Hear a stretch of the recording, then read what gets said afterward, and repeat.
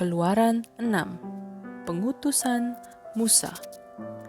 Selanjutnya berfirmanlah Allah kepada Musa, "Akulah Tuhan. Aku telah menampakkan diri kepada Abraham, Ishak dan Yakub sebagai Allah yang Maha Kuasa. Tetapi dengan namaku Tuhan, aku belum menyatakan diri. Bukan saja aku telah mengadakan perjanjianku dengan mereka untuk memberikan kepada mereka tanah Kanaan tempat mereka tinggal sebagai orang asing.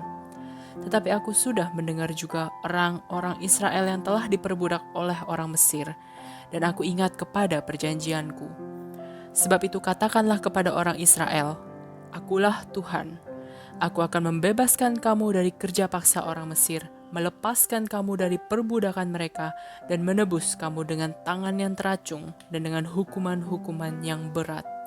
Aku akan mengangkat kamu menjadi umatku, dan aku akan menjadi Allahmu, supaya kamu mengetahui bahwa akulah Tuhan Allahmu yang membebaskan kamu dari kerja paksa orang Mesir.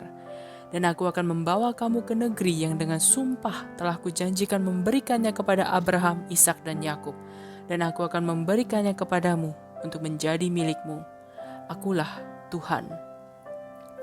Lalu Musa mengatakan demikian kepada orang Israel. Tetapi mereka tidak mendengarkan Musa karena mereka putus asa dan karena perbudakan yang berat itu. Kemudian Tuhan berfirman kepada Musa, "Pergilah menghadap. Katakanlah kepada Firaun Raja Mesir bahwa ia harus membiarkan orang Israel pergi dari negerinya." Tetapi Musa berkata di hadapan Tuhan, "Orang Israel sendiri tidak mendengarkan aku. Bagaimanakah mungkin Firaun akan mendengarkan aku? Aku seorang yang tidak petah lidahnya." Demikianlah Tuhan telah berfirman kepada Musa dan Harun, serta mengutus mereka kepada orang Israel dan kepada Firaun Raja Mesir dengan membawa perintah supaya orang Israel dibawa keluar dari Mesir. Nenek moyang Musa dan Harun. Inilah para kepala kaum keluarga mereka, anak-anak Ruben anak sulung Israel. Henok, Palu, Hezron, dan Karmi, itulah kaum-kaum Ruben. Anak-anak Simeon, Yemuel, Yamin, Ohad, Yakin, Zohar, dan Saul, anak seorang perempuan Kanaan. Itulah kaum-kaum Simeon. Inilah nama anak-anak Lewi menurut urutan kelahirannya: Gerson, Kehat, dan Merari. Umur Lewi 137 tahun. Anak-anak Gerson, Libni dan Simei menurut kaum mereka. Anak-anak Kehat, Amram, Yizar, Hebron, dan Uziel. Umur Kehat 133 tahun. Anak-anak Merari, Mahli dan Musi. Itulah kaum-kaum Lewi menurut urutannya. Dan Amram mengambil Yokebed, saudara ayahnya, menjadi istrinya, dan perempuan ini melahirkan Harun dan Musa baginya. Umur Amram 137 tahun. Anak-anak Yizar, Korah, Nefek, dan Zikri. Anak-anak Uziel, Misael, Elsafan, dan Sitri.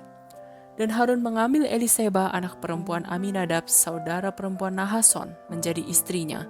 Dan perempuan ini melahirkan baginya Nadab, Abihu, Eleazar, dan Itamar.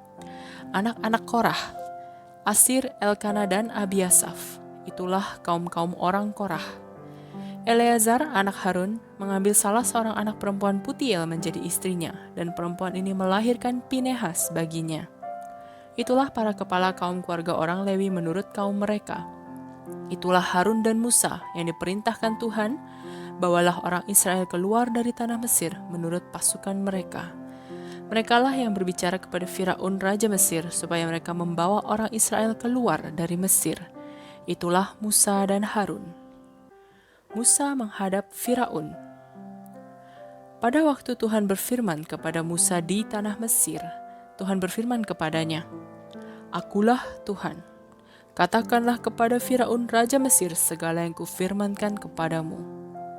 Tetapi Musa berkata di hadapan Tuhan, "Bukankah aku ini seorang yang tidak petah lidahnya? Bagaimanakah mungkin Firaun akan mendengarkan aku?" Keluaran 7. Berfirmanlah Tuhan kepada Musa, "Lihat, aku mengangkat engkau sebagai Allah bagi Firaun, dan Harun abangmu akan menjadi nabimu. Engkau harus mengatakan segala yang kuperintahkan kepadamu.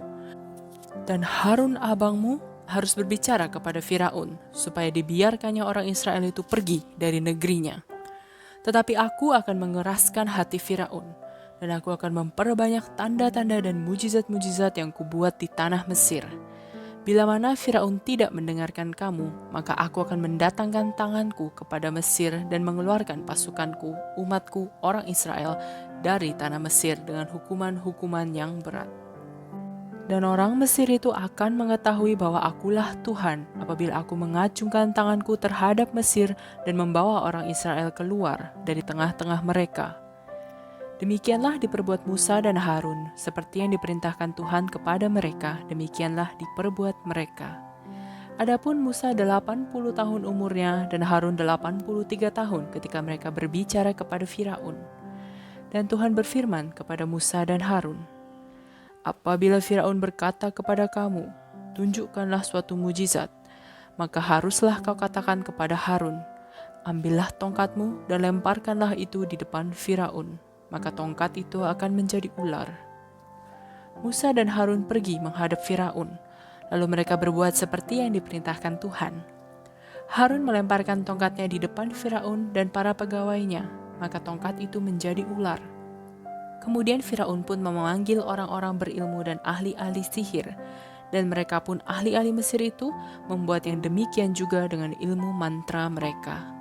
Masing-masing mereka melemparkan tongkatnya dan tongkat-tongkat itu menjadi ular, tetapi tongkat Harun menelan tongkat-tongkat mereka. Tetapi hati Firaun berkeras, sehingga tidak mau mendengarkan mereka keduanya, seperti yang telah difirmankan Tuhan. Tulah pertama, air menjadi darah. Berfirmanlah Tuhan kepada Musa, Firaun berkeras hati, ia menolak membiarkan bangsa itu pergi.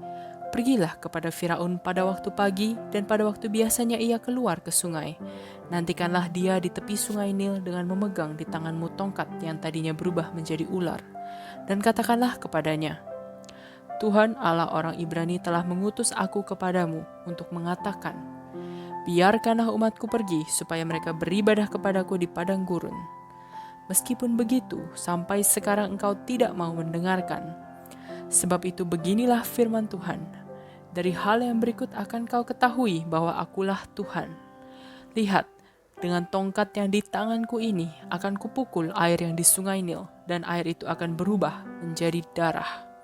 Dan ikan yang dalam sungai Nil akan mati, sehingga sungai Nil akan berbau busuk. Maka orang Mesir akan segan meminum air dari sungai Nil ini.